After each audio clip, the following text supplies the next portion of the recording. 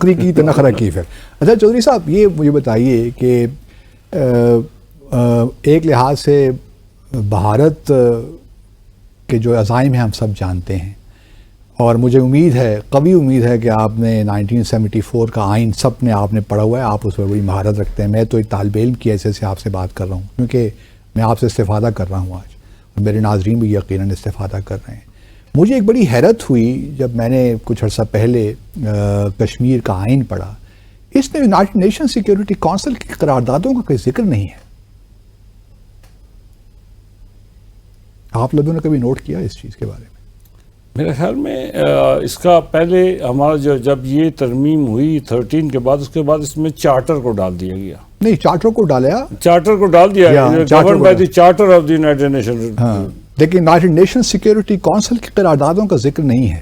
ذکر ہے تو ان قراردادوں کا ہے جو United nations commission for India and Pakistan نے اڈاپٹ کی تھی. اسی کیا وجہ ہے؟ تو یہ صاحب آپ کیا کہتے ہیں اس کے بارے میں؟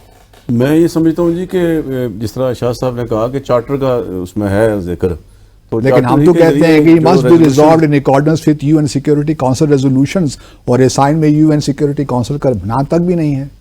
یہ کیسا آئین ہے پھر؟ اس کو سچی بات ہے میں نے ایگزامن نہیں کیا، اب دیکھوں گا آپ کے. تھینک یو فار مجھے آپ پلیز. اس میں دیکھیں یو این سیکورٹی کاؤنسل کی ہی ایک سبسیڈری باڈی بنی تھی، UNCIP. ٹھیک. یو این سی آئی پی کے ریزولوشنز جتنے ہیں ان کو اڈاپٹ، ان کو سب نے جو ہے تسلیم کیا. نہیں، پاکستان ایک ریزولوشن کو نہیں تسلیم کیا. پاکستان نے کون سے ریزولوشن؟ 13 اگست 1948 کی جو ریزولوشن ہے، جس میں یہ 48 کی، جس میں یہ کہا گیا ہے کہ جی پاکستان اپنی ساری ٹرائبلز اور وڈرا کرے، ہم نے تقسیم نہیں کی. وہ تو بعد کی، بعد میں 13 اگست کی ریزولوشن ہے. دیکھیں نا، ویسے اگر آپ دیکھیں جتنے ریزولوشن 13 یا 16 ریزولوشنز ہیں، 18 یہ ساری کی ساری جو ہے وہ تو میرا ہمیشہ سے موقف رہا ہے، آپ چونکہ ایکسپیرینس ہیں یہ ساری معاملات میں، کہ یہ جو ریزولوشنز تھیں یہ زیادہ تر جو ہے یونائٹڈ نیشنز کے کوریڈورز میں میٹنگز کے ذریعے یہ طے کی گئی کہ کیا ریزولوشن پھر منظور کیا جائے گا جس کو انڈیا اور پاکستان دونوں منظور کریں. اور انڈیا نے بھی ایکسیپٹ کیا، پاکستان نے بھی ایکسیپٹ کیا. میں تو ان کو انٹرنیشنل اس کو درجہ بڑھا کے اس کو انٹرنیشنل، میں اس لیے یہ بات کر رہا ہوں آپ سے، میں یہ معاملہ کیوں اٹھا رہا ہوں، اس کی ایک بنیادی وجہ ہے کیونکہ انڈیا کا موقف یہ ہے کہ پاکستان نے جو 13 اگست 1948 کی قرارداد تھی UNCIP کی، اس پہ عمل درآمد نہیں کیا، اپنی فوجیں آزاد جموں اور کشمیر سے ودرا نہیں کی.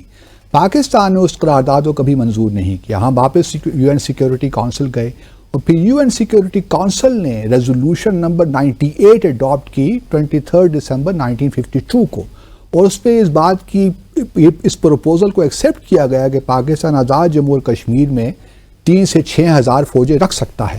اس لیے میں سمجھتا ہوں کہ UNCIP کے چلیں آپ نے مینشن تو کر دیا، لیکن مجھے حیرت ہوئی کہ UN سیکیورٹی کونسل کی جو قراردادیں ہیں وہ ان کا ذکر یہاں نہیں ہے. آپ ہمیں گائیڈ کریں کہ کیا جب ہم چارٹر کا ذکر کرتے ہیں تو یہ سارا اس کے امبریلا کے نیچے نہیں؟ تو پھر آپ یہ کہنا چھوڑ دیں نا کہ UN سیکیورٹی کونسل کے تحت ریزولوشنز کے تحت ہم اس معاملے کو حل کرنا چاہتے ہیں، پھر آپ کہیں کہ UN چارٹر کے تحت انٹرپریٹیشن کا نہیں، بڑا سیریس یہ معاملہ ہے. یہ کوئی مطلب آپ دیکھیں UN چارٹر تو اوور آل انکمپسنگ چیز ہے نا. ادھر تو UN سیکیورٹی کونسل کی قراردادیں ہیں کشمیر کے اوپر، تو ہمیں تھوڑا بہت تو حساسیت کا میرے خیال میں. آپ کیا سمجھتے ہیں کہ پاکستان کے دفتر خارجہ، مجھے نہیں معلوم، پاکستان دفتر خارجہ نے آج تک 70-75 سالوں میں اس جو آپ اللہ عالم بالصواب، مجھے نہیں معلوم. میں تو جب پڑھ کے تو میں تو حیران رہ گیا، اس کو سچی بات ہے. ہاں، اس کو آپ دیکھ لیں، اس کو آپ دیکھیے. سمپلی میں گزارش کروں جو جس وقت پاکستان بنا، برصغیر تقسیم ہوا، تو مسلم سٹیٹ جتنی تھی یا ہندو، انہیں پاکستان یا انڈیا کے ساتھ الگ کرنا تھا.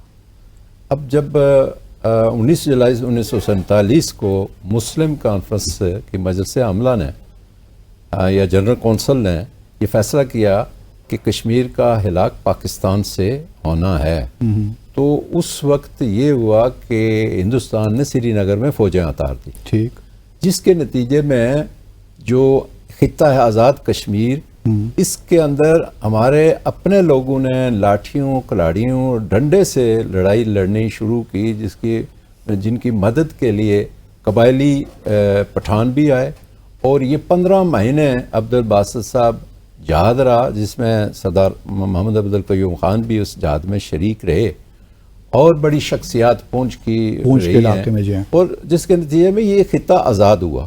اب وہاں اس وقت جب یہ مجاہدین کی جنگ جاری تھی تو بھارت گیا یونائٹڈ نیشن میں، پاکستان نہیں گیا، بالکل آئی نو، بھارت گیا، اور جو انہوں نے جا کے وہاں قرارداد پاس ہوئی